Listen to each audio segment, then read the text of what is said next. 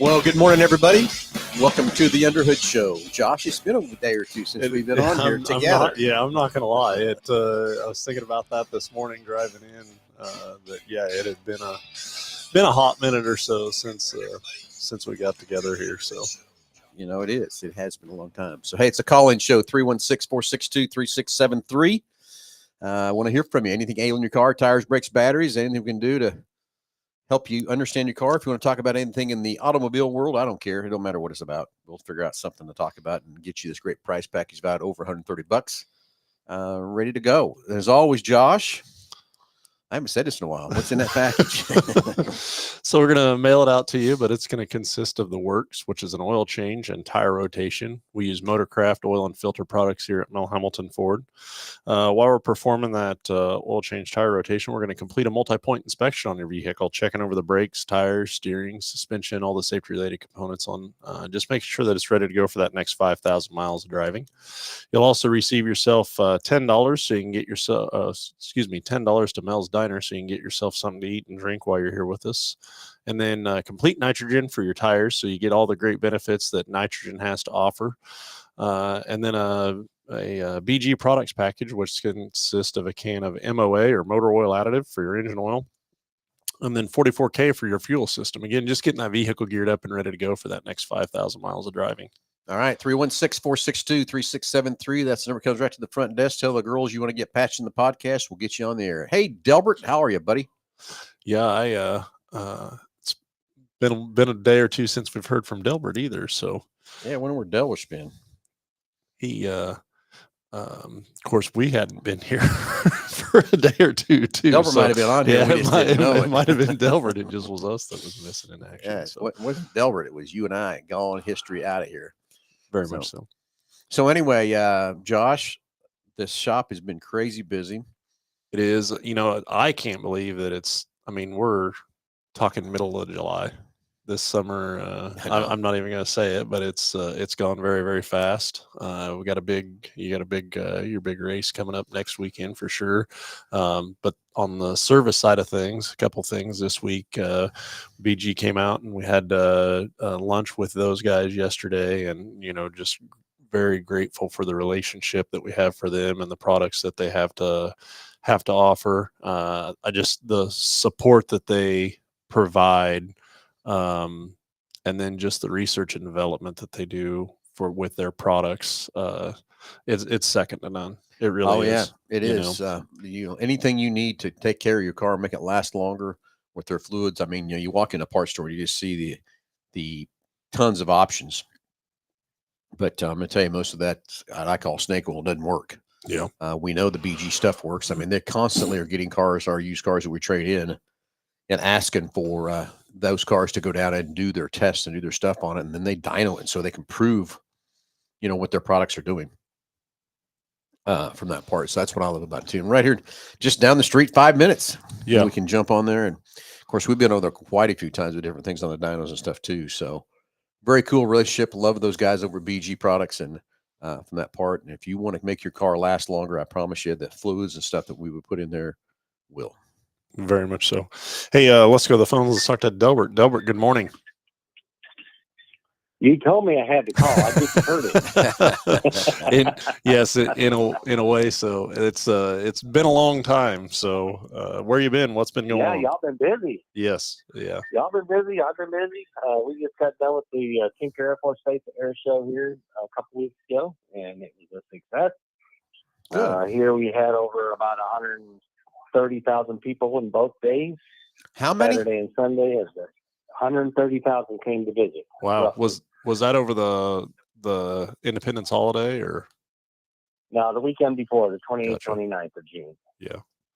Very good. Yeah, that's nothing to sneeze about, 130,000 people. So that's crazy. Luckily, I'm inside when all this is happening, but yeah. But yeah, it was a good turnout. We had a great time. I did have some heat-related issues, but worked through all those. Everybody came home. Nobody died. That's the best part. Hey, there you go. Yeah, you're right there.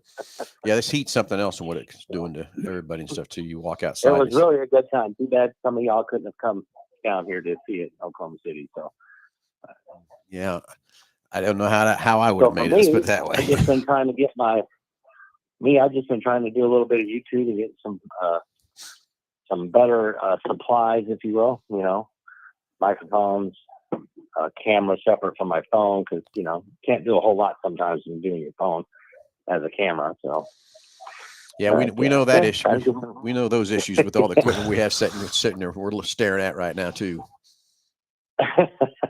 Yeah, you guys have spent a lot more money than I could afford right now to get what you guys got. So, but So are you still? I am. Are you still playing Uber? No, I haven't done that for over a year. Has it been that long? Okay. Yeah. Well, actually, Uber about 3 years, because they decided to kick me off the platform because I got tired of their BS. Yeah. Kind of told them off. I got you. They deactivated me. Deactivated Anyway. you. That's not nice.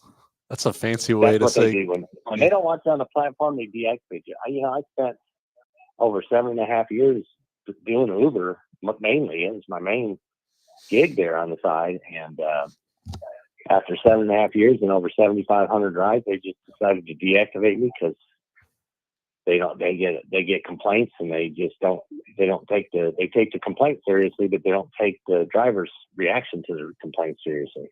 Huh. So when they say you did something, you didn't do it, they don't believe you, basically, like that. So, and I had no complaints up to that day.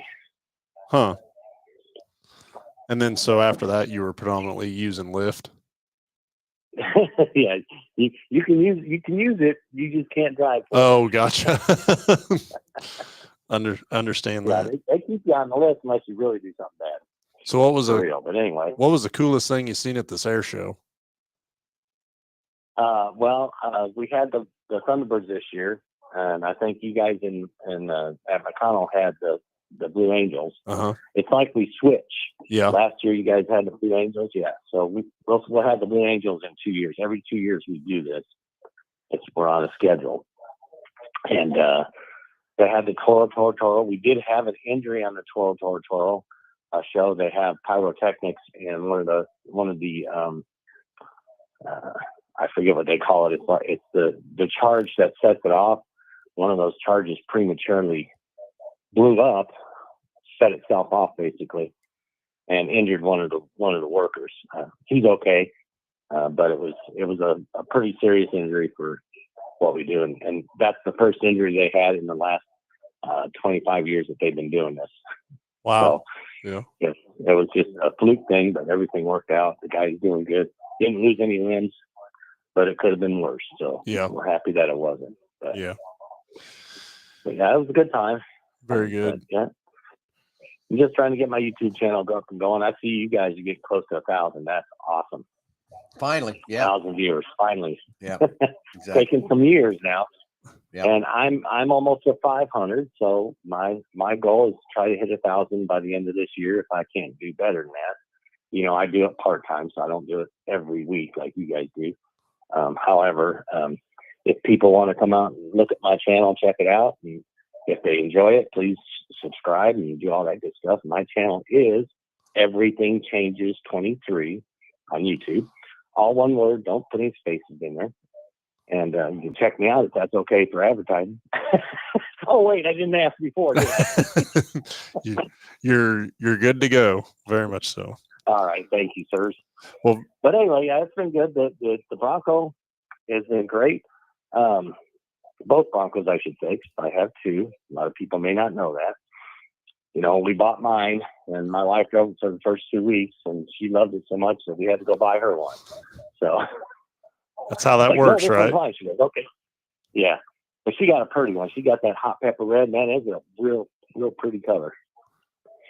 So, yeah. If anybody hasn't seen it, the hot pepper red, go check them out.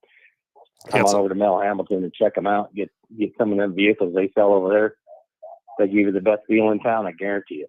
It's almost like I don't know whether you'd call it an orange or a red or something in between. It's kind of both.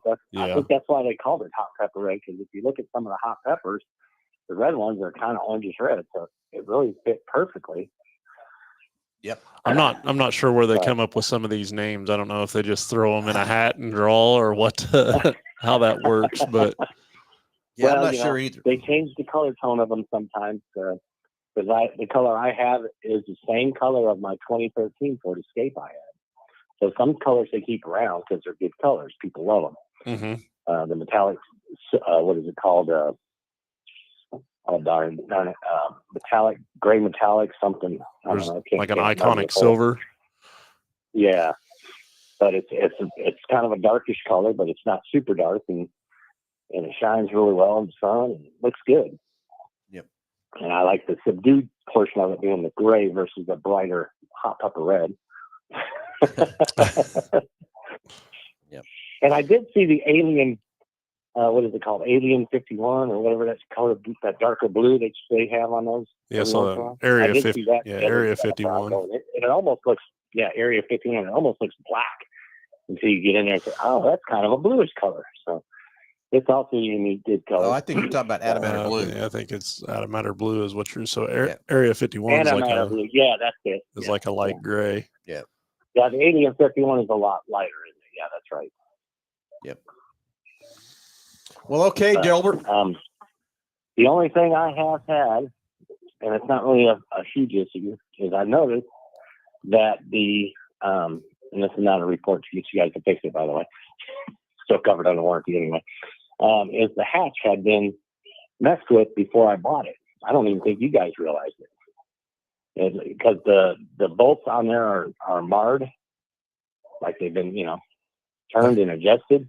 And the hatch doesn't close quite right all the time. So sometimes I have to slam it, which I don't like to do. But yeah, like they did some final adjustment or something, or it needs some final adjustment. Yeah, the gaps are great. It's more like right now it might be the striker at the bottom that might need to be moved just a hair to get it to shut better. It's not off by much. It doesn't move the door, but you can definitely tell you have to push it a little bit harder to get it to close. Just kind of feel the resistance in it. Yeah, and if you don't close it just right, it won't close. And you got to get back out and go, oh, got to close it again. So the sensor works and it's not closed, but yeah, I noticed that you can see paint, the white paint from underneath where they moved it a little bit to get it where they needed it. Yeah. So, well, but I didn't notice that until just recently. It's like, wow, that's weird. Yeah. Well, remind us of that next time you're up here, and we'll get that addressed and fixed up for you. Okay, that's no problem. It's not a big deal. I use it all the time, but we'll get her fixed up. But yeah, how's things going up there at the Mel Hambelton Ford and racing teams?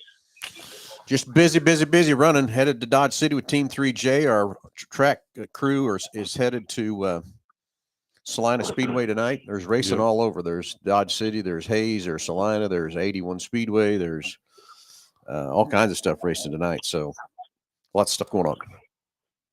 Yeah, you guys have been pretty lucky with the weather this year so far. No, we haven't. Huh? No, we haven't. Don't knock on wood. No, we haven't. We've had about 4 races canceled. I just did. Yeah. Yeah. So, well, anyway, buddy. I'm hoping to come up with someday. Yeah, I got it. You have some of that racing. Have to make next weekend's show up at the fair. Yeah. That's our big race. The Silver Crown, Silver.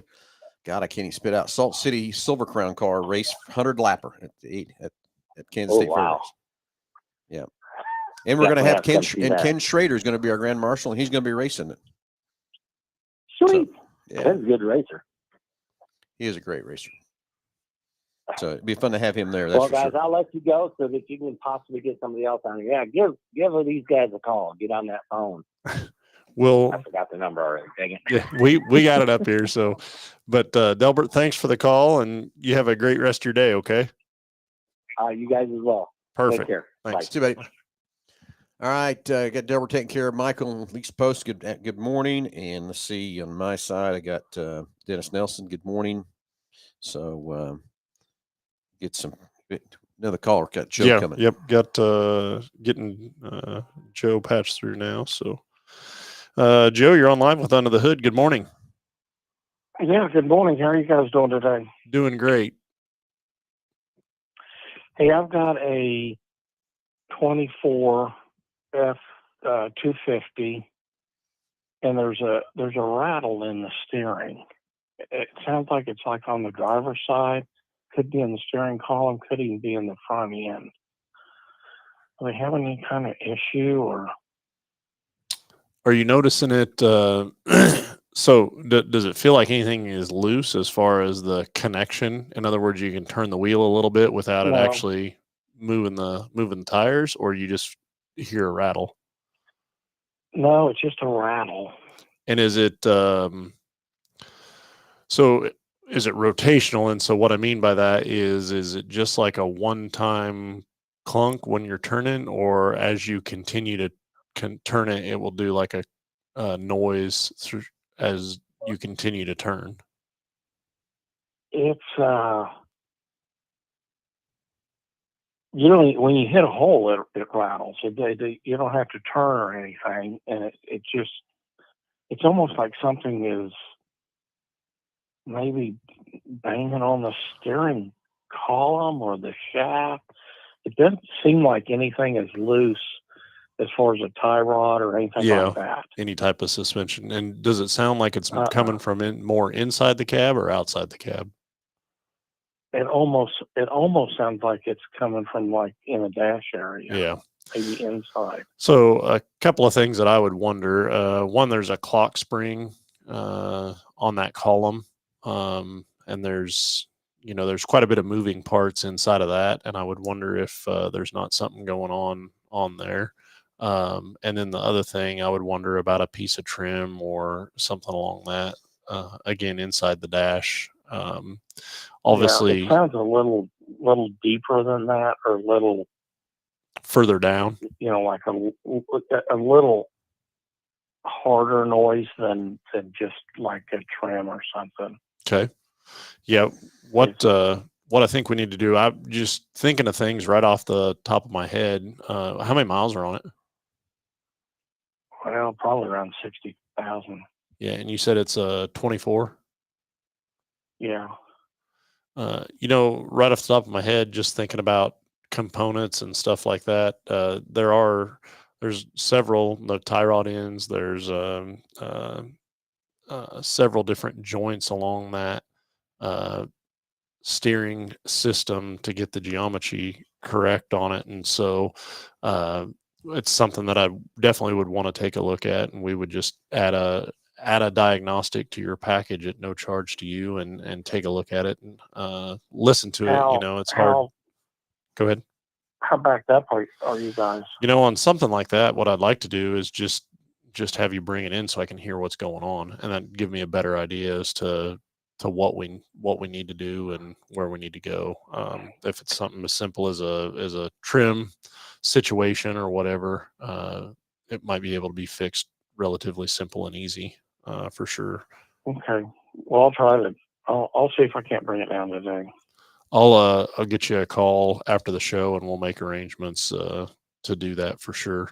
The last thing I want to do, Okay. especially when you're talking about steering and suspension and stuff like that, is be unsafe on something. So Yeah. But yeah, I'll get you a call after the show and we'll get something worked out to get that thing taken a look at. Okay. All right. Very good. I appreciate it. Hey, Joe, thanks for the call. You bet. Thanks. Bye. Sorry, I wasn't picking up much of Joe's quick No, that's situation there. I okay. just had phone calls It's, coming in. yeah, I know we got a couple more callers hanging on too. So Just one after the other, right? yeah, Brian, the shop supervisor at Sedgwick County Fleet Management. Thanks for all you work on county vehicles, especially the ambulances and our sheriff vehicles. You bet, Brian. Thanks for the partnership, buddy. Yeah, very much so. So, hey, let's go back to the phones and let's talk to Brett. Brett, you're on live with Under the Hood. Good morning. Hey, what's up, Josh? What's up, Bill? Hey, just working, buddy. Oh, I feel you. Yeah. My Bronco's actually in house with y'all right now. Oh, Is really? it? My steering became a little tight in turns, so they're pulling it apart and looking at it. Seeing what's going on with that thing. We don't know yet. Yeah. Yeah. We're in the teardown phase right now to figure out what the heck's going on. But I think it's the hydraulic steering that all Broncos got. How are you enjoying that Bronco?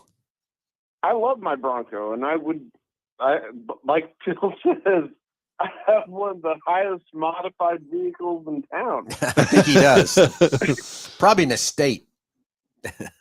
Yeah. Well, I love my Bronco. But when it said lift, baby, lift, we did. Well, as far as I think accessories or modifications or stuff like that, I mean, I would say the Bronco probably has the most options out there for sure, doesn't it? I have parts at the house that I still haven't put on. You still got what? Like I have parts here at the house that I still haven't put really? on. I have Raptor tail lights, a Raptor steering wheel, and I'd get Raptor fenders, but God, y'all want an arm and a leg for that. No, just an arm. Not the arm and the leg, just the arm.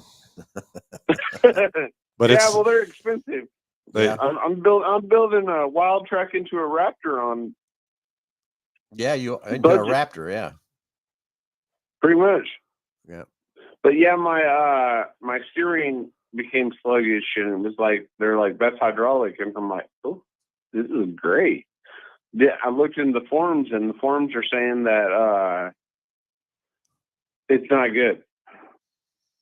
Well, so we haven't got in too deep yet. We're in the teardown phase, you said, right now, huh? Yeah, I dropped it off at Quick Lane last night.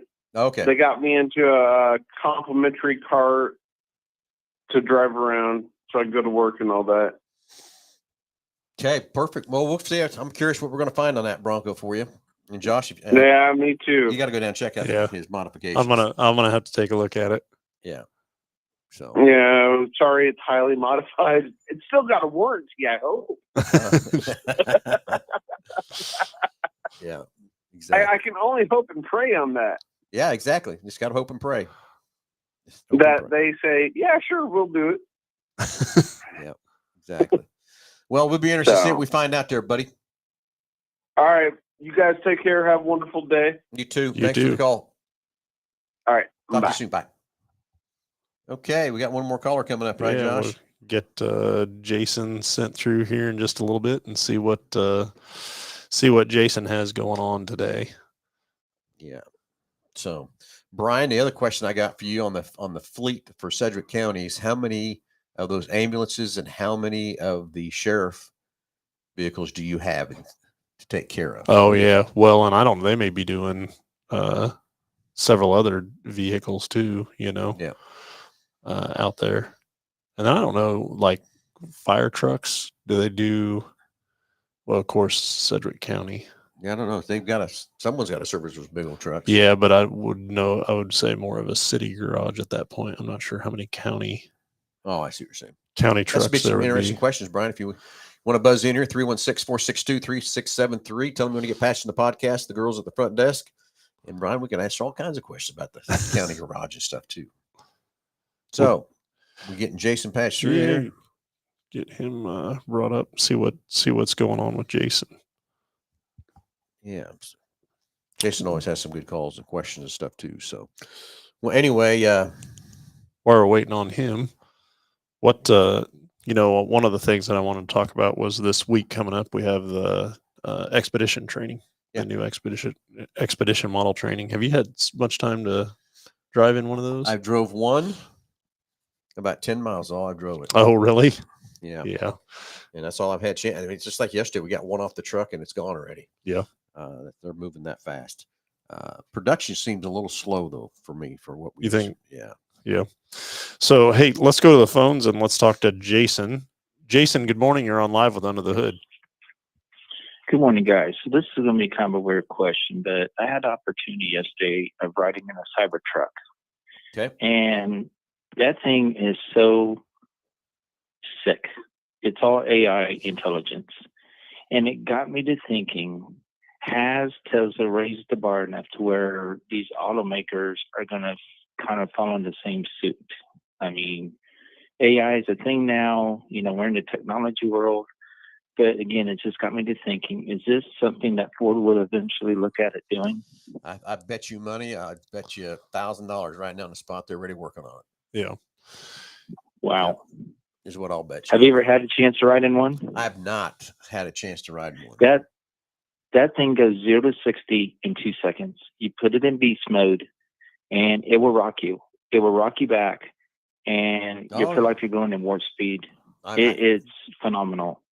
Yeah, I know our Mustang Mach-E, the GT, put that thing in that one. What's that one mode called? And it's I can't think what that's called too. That's horrible. I'm telling you, it made me almost sick.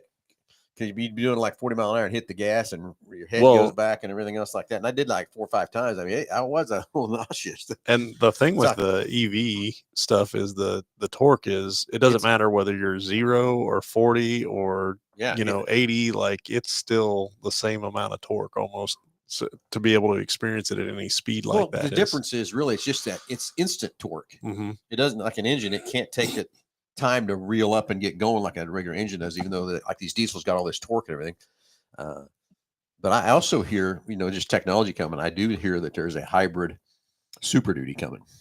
Oh, really? Oh, wow. Yeah. So from that part too. Wow. So that'll be interesting to see how that actually comes to fruition or whatever too. But yeah, these electric cars, it's just like I was talking to a lady yesterday. I mean, there's some good, there's some bad. Electric cars, not for everybody, that sort of thing too. But the technology that's in our Mach-E's are incredible. Is insane what it will do and what it will help you with and that kind of thing too. And I was showing her how to, most people in the wintertime, they freak out over the charge rate. You lose so much time with that.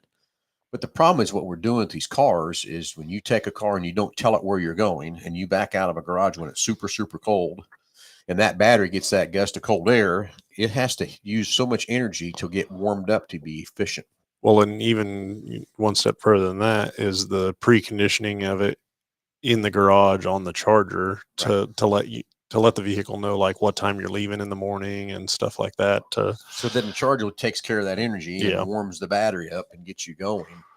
I was showing her how to get to Kansas City, and the other day I was in it. It had 66% of battery left, and I was just going to have to sit in Emporia for 20 minutes to get myself to Kansas City. Wow.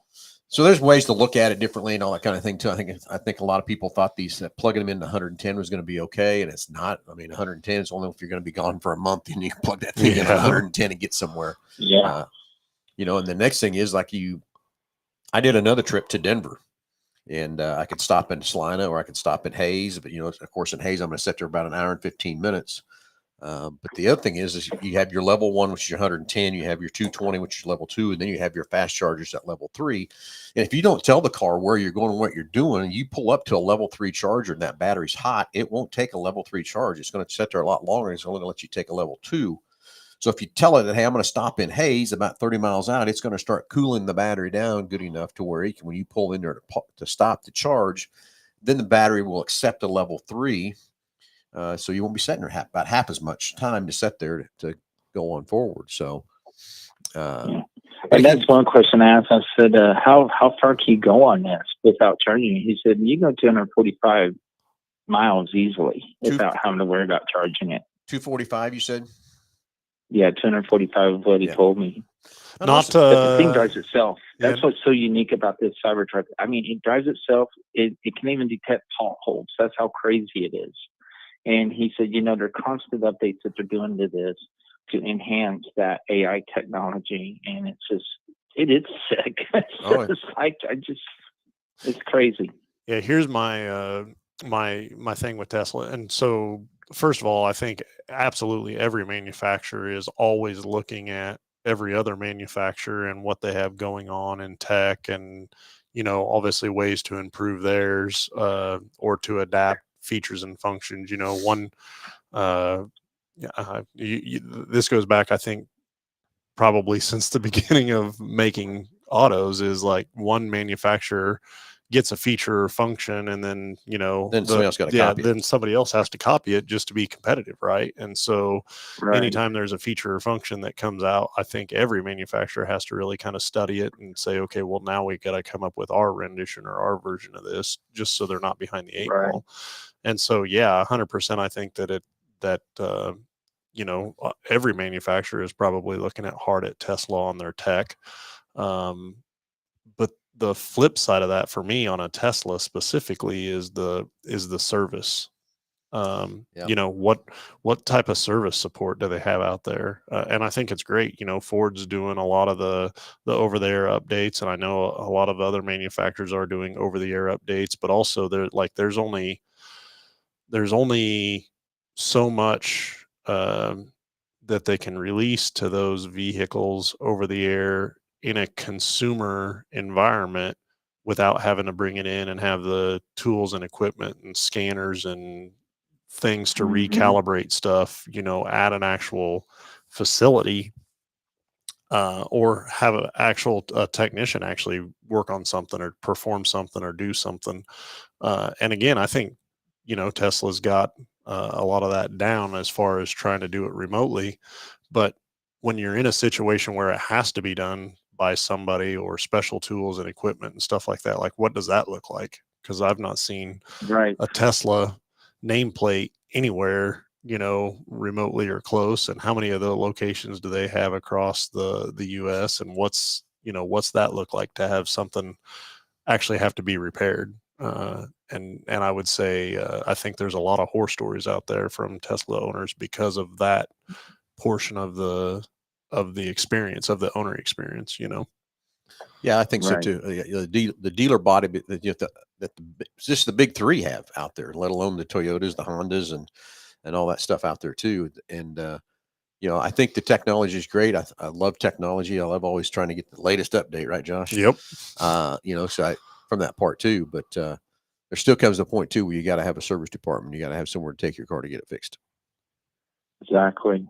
Hey guys, I appreciate it. You Didn't mean to get off track. No, like I said, good call. It was just something that came to my mind. I say, and you know, you buy a truck. You know, I have a 22 F-150. You think, wow, this thing's loaded. It's got everything I want on it, all the bells and whistles. What can they think of next? Well, there you go. Yeah.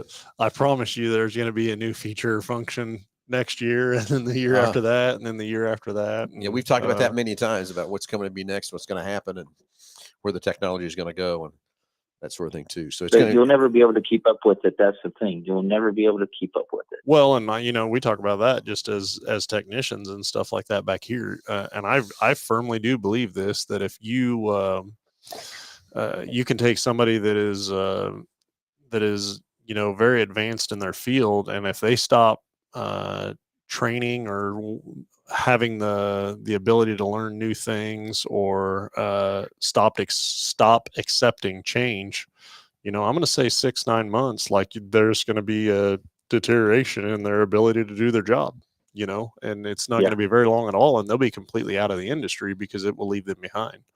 And so I do firmly believe that, for sure. And then the flip side of that too, I think it is I don't want to say harder, but I think it is more maybe overwhelming for somebody brand new getting into the industry, just with all the, you know, all the processes, all the features, all the gadgets, all the information that's out there. For somebody new coming into this industry, I think could be extremely overwhelming, for sure. And so, you know, having that support, or being able to learn it from a superior or somebody that's been there and done that, I think is huge, for sure. Gentlemen, I appreciate your time. Didn't mean to take away from the show, but thank you for the comments. I appreciate it. Great comments. Great call, buddy. All right. You guys have a good weekend. Hey, you too. Guys. All right. Got any more callers, Josh? No, I think we're caught up at this point. Okay. Brian says he has 40 ambulances and 70 marked police vehicles, and he services over 400 vehicles. And the fire department has their own shop, he says. How about that? Learn something new every day. I kind of wonder how they took care of those big trucks. What they did with them and where they were at. Yep. There wouldn't be no messing around with a, let's say you got a fire truck, and it's come in, and the complaint was that the water pump maybe, and when I mean the water pump, I mean the pump on the truck. Not the water pump on the engine. The water pump on the engine. The water pump on the truck isn't working all that great. There wouldn't be no playing around there, would there? No. Could be, I guess, right? I envision you at the end of that hose. Really? Is that what you think, huh? Going for a ride. Let's say that. Yeah, you're real funny, Josh. Yep. Real funny. All right, 316-462-3673. Hey, anything alien car, tires, brakes, batteries, anything automobile world. Love to hear from you. Get a great price package about over $130 for each and every caller. So, like I said, I was explaining to a customer there about the new Mach-E and stuff and going through that thing. And it's always that range anxiety that's got everybody freaked out. And I understand. I do understand. I don't think the electric car is for everybody. I think it's not for the masses yet. I think it's there's a niche for that car or truck. What gets me in situations or scenarios like that is that I think for just about almost every consumer, I think it would work on a normal day-to-day basis, but they're worried about purchasing a vehicle on the 10% of use, right? Not the 90% of use that they would normally have with that vehicle. I don't know if that makes sense in what I'm trying to say. Just because, for the normal consumer, just a weekly use of a vehicle is going back and forth to work, and in a lot of situations and scenarios, it would be absolutely no problem to do that. But they're thinking of the off chance, okay, well, I plan on going on vacation here, or plan on making this road trip here, and you're talking that's a 2% time of when you're actually using that vehicle. Yep. So, and we got Brian going to call in here real quick. We'll get him on the phone here real quick and talk to Brian from the Sedgwick County Fleet Maintenance. See what he's got going on. That 400 vehicles. That's a pretty decent sized fleet for sure. Sure is. Yeah. That sounds like something you and I, Josh, need to go take a tour of down there. I know that Robert, our outside sales rep, has spent a lot of time down with those guys too. So. Yeah, very much so. Brian, good morning. You're on live with Under the Hood. Good morning. Okay, well, so Brian, thanks for the comments on the side, but also thanks for calling in. And didn't know you had 400 vehicles down there to take care of. So, what range of yes. What range of vehicles besides the ambulances and the police cars do you take care of? Well, we've got, of course, all the detective vehicles that are not marked. Okay, yeah. Public works, all those white pickups you see out there with county badges on them. Yeah. Okay. Could be half-ton, three-quarter tons, 1 tons. We have a heavy equipment shop that deals with 3/4 and 1 tons, but we take care of the lighter duty stuff like the ambulances. I wouldn't consider them lighter duty, but we're stuck with those. So we take care of those. Yeah. And the police vehicles and, anything, the march units like that, and, comm care, health department, anything white with the badges and everything like that on it. So that's our fleet, and Yep. when we need help, we get a hold of you guys. Yep. Yeah. Well, we always see those ambulances in here and different trucks and stuff too. That's why I was kind of curious. How many do you actually? What all do you maintain? What would you do to one of the vehicles? Let's just take that ambulance for example. What would you actually maintain on that ambulance for sure? We do the oil changes on them, and we do any of the fluids that need to be done on them, the brakes and the tires and any of that. Everything in that box is all built by AEV, I think, American Emergency Vehicles. We got to be in contact with them on how to keep that part of the vehicle running. Yep. That's a lot of it. Sure. Yeah. The other part's not as bad, but man, when you get on that aftermarket stuff, it can be a little hairy to try to keep on the road. So. Do you guys do a lot of your upfits as far as like the patrol cars and stuff like that with the lights and sirens and things, or is that something that you get them in that way? Yes, we do our own upfits on those. We don't do the ambulances, but we do the police cars. You put all lights. Almost 90% of those, we do those. Yes. That's cool. Yeah, we need Josh and I before you got on the phone here. It's something that be very interesting to come take a tour of and get a couple of our guys to come down there. I know Robert's working very well with you down there and stuff. He has communicated that to me and everything else from that part too. But it'd be fun to come down and take a tour. Yeah. We buy a lot of parts from you guys, and we know Ernie in the big building really well. So, in your within the department or these upfits that you do, or this fleet of 400, I'm sure nameplates have changed, throughout the years, but is it predominantly, what would you say nameplate wise out of the 400 that you predominantly have? Oh, boy, we got a mix of all of them. We recently we had to buy more Dodges for the police side of it because competitive wise, we want to buy Explorers, for police vehicles, but they're just a little bit higher, and we got to go a little bit on some of that. Sure. As long as they meet the specs, we got to go that route. But we were happy with Explorers that we had. But now we got Durangos, we got Chargers, and we pretty much buy whatever the bid is. If it's low bid and it meets our specs, that's what we go after. But we've had a challenge in the past few years that they quit making sedans. A lot of these car companies, and we have detected cars that don't need SUVs because then the price goes up. Mm-hmm. And so we've had to look at other manufacturers like Hyundai and Mazda and things, people who still make cars to put in our fleet. I don't really care for that, but that's what we've had to do for pricing. Well, and I know how long have you been down there? How long have you worked? I've been working at Sedgwick County. It'll be 31 years long. Yeah. Well, you can't hold a job very well, can you? No, not at all. Yeah.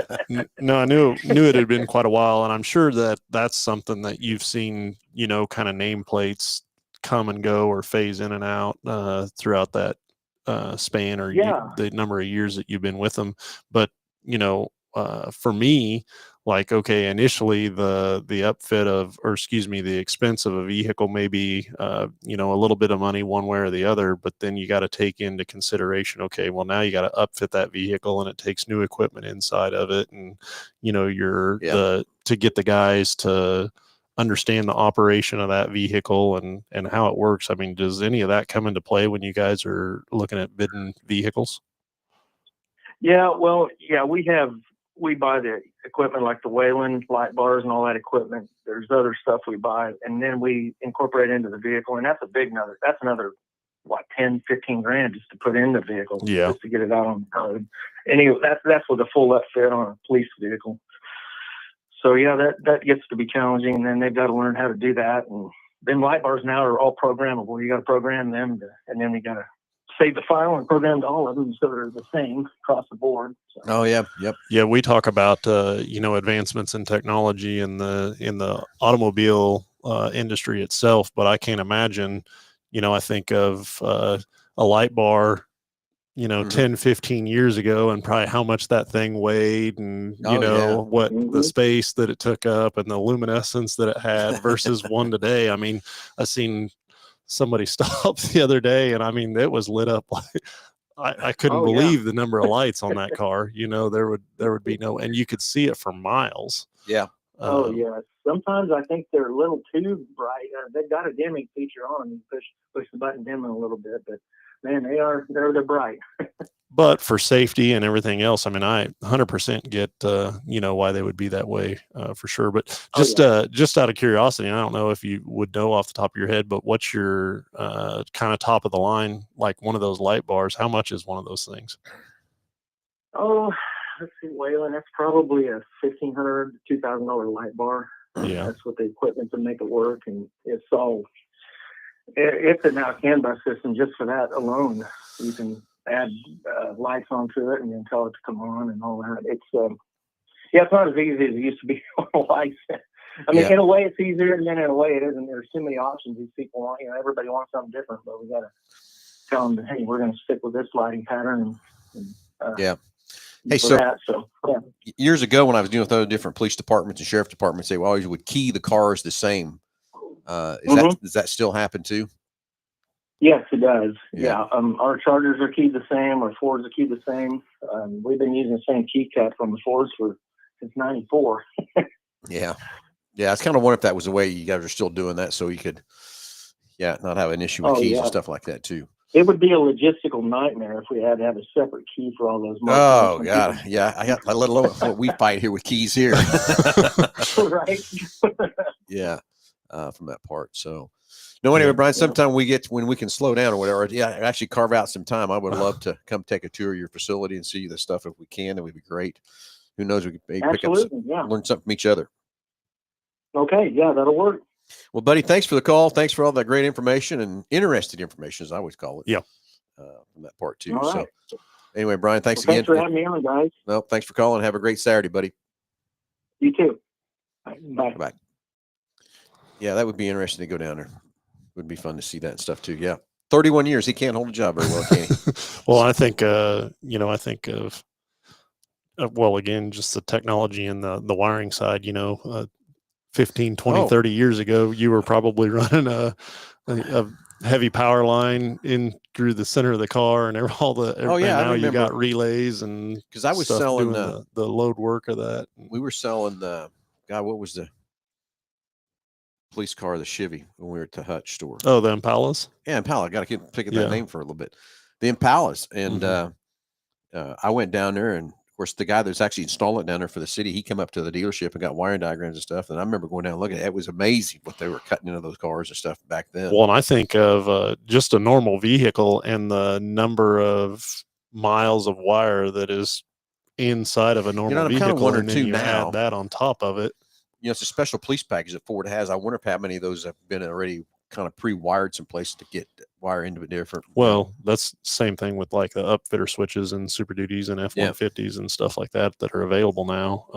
A Bronco is another example of that with all the different accessory options and stuff that they offer. But also from a manufacturer standpoint, like every inch of wire you add to a vehicle, think of how much over the whole plant that would add in expense. When I think wiring in a vehicle, I mean, I think the general consumer, if they just took the strands and connected them back to back, how long that would be. That would be interesting to know what that number is on a certain car or whatever. It would be a miles. Yeah, it would be miles upon miles, but I don't think the normal consumer would ever understand that or know that for sure. Like we talked about before, if you could take everything that's being adjusted as you're driving down the road and put on a computer screen, you would blow your way how many different lines you would see on that computer screen of things that the cars are doing, adjusting, changing, all the monitoring parameters they're getting watched and everything. And now just think now with the Blue Cruise and the cameras and the sensors and the blind spot and analog brakes and all that stuff that's going on at one time. Yeah, just sitting there idling. It's enough to make your head smoke. Yeah, exactly. Yeah, exactly. So anyway, getting down towards the end of the show. It's been a great show. I had some great callers on the phone this morning. So great thing there too. So I guess just recap real quick, Josh. We've got next Friday and Saturday is our Salt City 100 race over in Hutchinson. It's going to be the 18th time that a 100-lap race has been raced on that racetrack. Going to kick off Friday night with some IMCA classes of stock cars, the A mods and B mods, and of course the Silver Crown cars will be practicing. If you haven't seen one of those cars or missed it last year, you don't want to miss it. These cars are so fast and so cool, how they sound run around that racetrack. But there's no wing on them either. So I didn't pedal them to the ground, but they are a little heavier because they got to carry, to make that 100 laps, they got to carry 75 gallons of fuel. So they got a big old huge gas tank on the back of them. So now they got to balance that car. And then you think about it, as that gas starts going down, the weight changes on the back. So they got to kind of be able to predict what that car is going to do, at 50 laps, to 75 laps, and 100 laps. Well, on where are you at on like pitting and switching tires? If you can, if you want. But how many guys did last year? Zero. That's what I thought. Yeah. Zero. So now you're in a tire management situation, right? Well, and see, that's the next thing is I think there's 3 different hardness of tires. And last year, the guy that finished 5th was on the softest tire. Softer tire is going to wear out faster, but the guy that finished 5th was on the softest tire. The other guys were on the hard tire and they didn't blister a tire or nothing. But the best part is the track held 100 laps. Yeah. And gave them a great cushion to work off and stuff. I think we had 2 cautions. So yeah, you can come in under cautions, and try to, change tires if you want to or whatever too, from that part. But so the other exciting thing is Ken Schrader. So many of you might know Ken Schrader. He's going to be our Grand Marshal. He's actually going to race both nights in the A mod class, A modified. So I think there's a lot of A mod guys excited to race against Ken. We had him on our podcast on Wednesday night. So Friday he'll be down in front of the stage getting some autographs if you wanted that and sort of thing too. But then Saturday, 11 to 1, we're going to be at the pre-open of the 25 Steak and Social there at 25 East 30th Street. It's the old polo place that Brett, that they are opening up, and Bill Speakman and a couple of his guys are going to be there to do a soft opening. They're going to be serving pulled pork. God, I can't spit it out. Pulled pork sandwiches. So Ken will be there also. So if you want to talk to Ken or whatever, it'd be a fun time to meet Ken and stuff like that too. And then again, Saturday we'll kick off the races, and we'll have the A-Mods. And I forgot about the USR sprint cars. We'll be doing their heat races on Friday. And then so we'll have 3 features. We'll have the A-Mod features and heat races, and then we'll have a sprint car feature, and then we'll have the 100-lapper on Saturday. Don't want to miss it. Jump on saltcityracingllc.com, get your tickets bought, and have a lot of fun out there at Salt City Racing. So we'll be starting track prep on Tuesday, getting that big half-mile ready to go, and have some fun there too. So don't miss it. So Very good. kind of exciting stuff. Yeah, there it too. is. It's going to be a quick week, that's for sure. Again. Quick week with very little sleep. Yeah. But that's part of the game, part Yeah. of the fun too. So excited to have Ken Schrader there. If you haven't went out and watched the new videos, the new movies on Prime on the new Dale Earnhardt stuff, Ken is in that quite a bit. From back in the day when he raced against Dale Earnhardt and stuff too. But Ken's pretty much in the A-Mods and B-Mods and racing those around the country. He has 8 cars, 8 modifieds. It depends on where he's going to go, which division he wants or whatever, and jumps in one and off he heads and goes. So, yeah. So it's going to be fun to have Ken Schrader in this. He's never raced at Hutch either. Really? But he's raced in every state except Rhode Island and Hawaii. But he's raced in every other. He's even raced in Canada. Huh. Very awesome. Pretty cool for him. So a lot of racing history there with Ken Schrader and stuff too. Going to be fun to be with him for a couple days and have fun with him, and hopefully we have a great crowd and everybody else too. So don't miss the race next Friday and Saturday at saltcityracingllc.com. Get your tickets bought. Come have some fun. Josh, anything else in the closing moments? Yeah, I think if you're headed on a trip, by all means, let's get the vehicle checked over before you take off. Make sure everything's good to go and that you're going to make it there and back. Okay. Make it there and back. Yeah. Okay. I get it. So anyway, we're going to sign out. Everybody have a great Saturday, great weekend, and tune in Wednesday at 5:30. We're probably going to be over at the Salt City Racing racetrack and go live there. And of course, we'll be back next Saturday at 9:00. I don't know, Josh. I'm depending where I'll be next Saturday. Who knows? We might need to be doing the show over in Hutch too or something. Probably we'll probably do the show over there in Hutchinson next Saturday too. So everybody tune in, have a great weekend, and we'll talk to you all very soon.